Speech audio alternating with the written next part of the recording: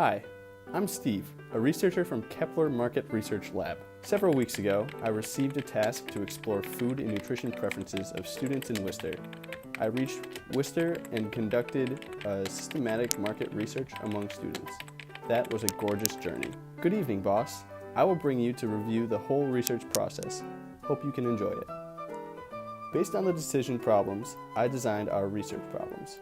First, what are the meal habits and preferences of students in Worcester? Second, how much are students willing to pay for their meals? Third, how much are Worcester students paying attention to food nutrition? And last, how many and how often do students in Worcester eat out? Then, I chose several techniques to complete this mission. First, I utilized qualitative exploratory research design because it can define the problem precisely, identify relevant factors about food and nutrition preference of students, and gain additional insights before developing an approach. Meanwhile, applying primary data collection methods, I can address research issues specifically, have a higher level of control over how the information is collected, and complete efficient spending for information. I decided to interview 8 students in Worcester, including employed and unemployed students, domestic and international students, females and males.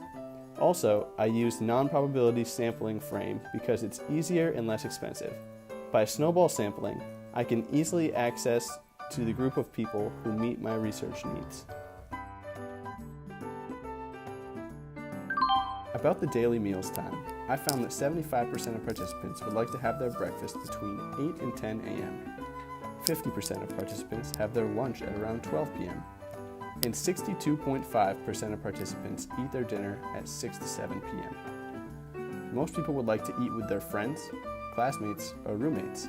However, on weekdays, most people have to eat alone. Everyone mentioned grains and proteins in the interview.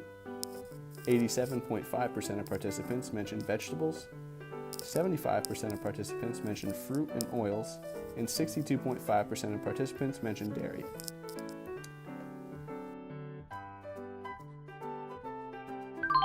(37.5% of participants eat out 3 or 4 times a month. 37.5% of participants eat out more than 10 times a month. And 25% of participants eat less than 2 times per month out.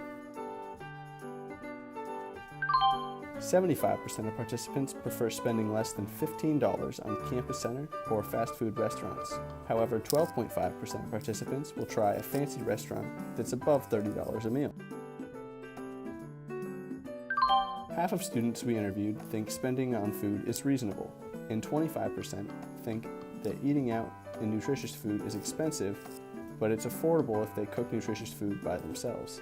Some students think it's a little pricey, but it's worth it. When talking about concerns or challenges relating to having access to nutritious food, it's 50-50 that students consider it's hard or easy to get nutritious food.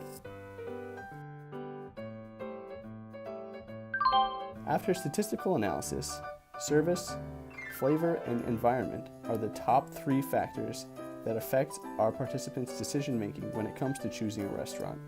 And 2 of them mentioned that the price is extremely important for them to choose a restaurant.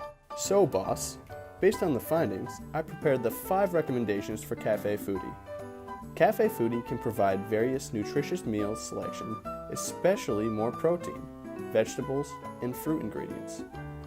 Secondly, to attract more customers, Cafe Foodie can set a reasonable price to control the consumption per person for under $30. Thirdly, Cafe Foodie can provide lunch and dinner only to avoid unnecessary costs. Fourthly, building Cafe Foodie near the school can let more students access it by walking. Eventually, they'll need to train waiters periodically to improve Cafe Foodie serving performance. Report accomplished. Thanks for listening, boss.